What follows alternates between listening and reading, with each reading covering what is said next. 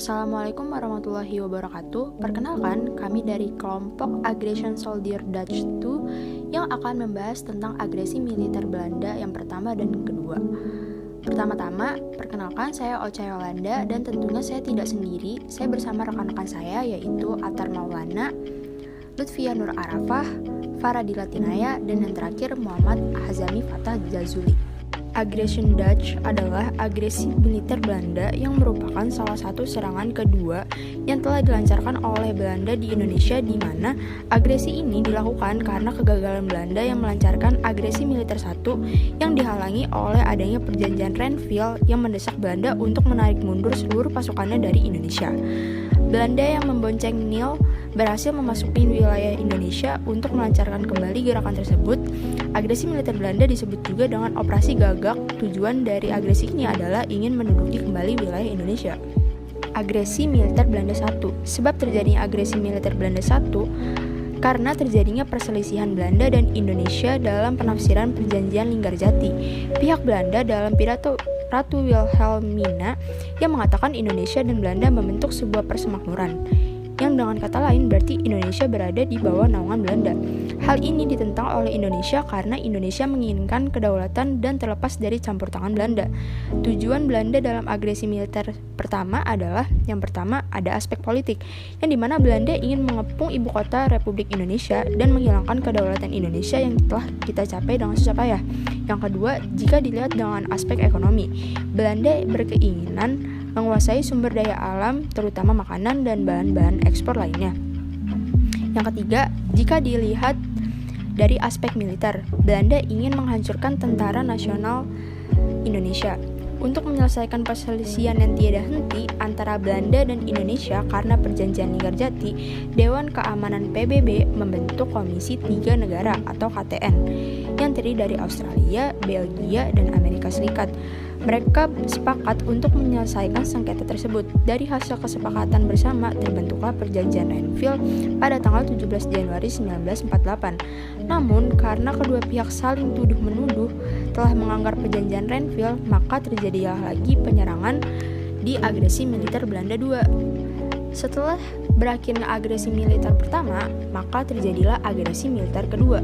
Agresi militer Belanda yang kedua ini terjadi karena kedua pihak saling tuduh-menuduh karena telah melanggar perundingan. Indonesia menganggap Belanda melakukan politik adu domba dan sering melanggar garis demarkasi militer. Belanda menuduh Indonesia melakukan penyusupan, penyerangan, dan penjarahan di wilayah dikuasai Belanda.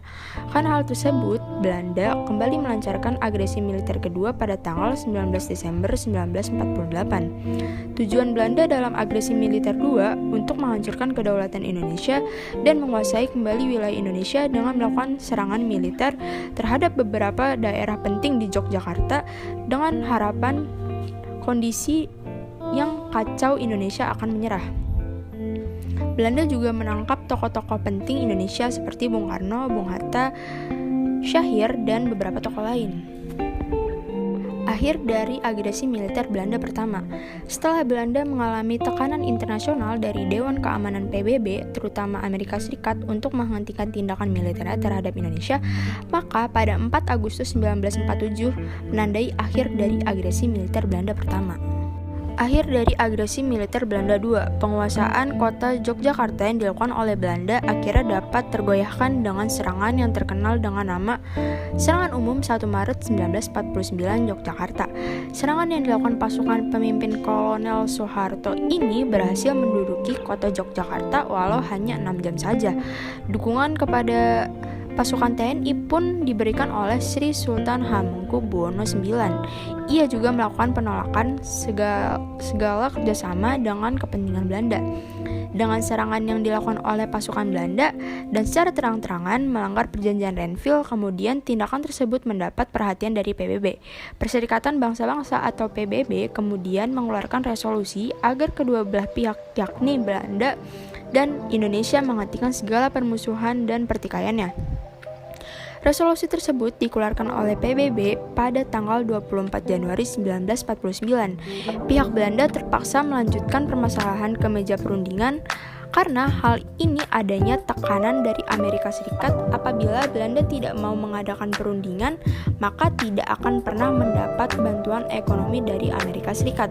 Amerika Serikat dan PBB sebagai kekuatan besar juga mendesak agar segera dilakukan gencatan senjata dan perundingan damai secepat mungkin. Akhirnya tanggal 7 Mei 1949 agresi militer Belanda berakhir dengan ditandatanganinya perjanjian Roermond. Sekian materi yang dapat kami sampaikan, kurang lebihnya mohon maaf. Wassalamualaikum warahmatullahi wabarakatuh.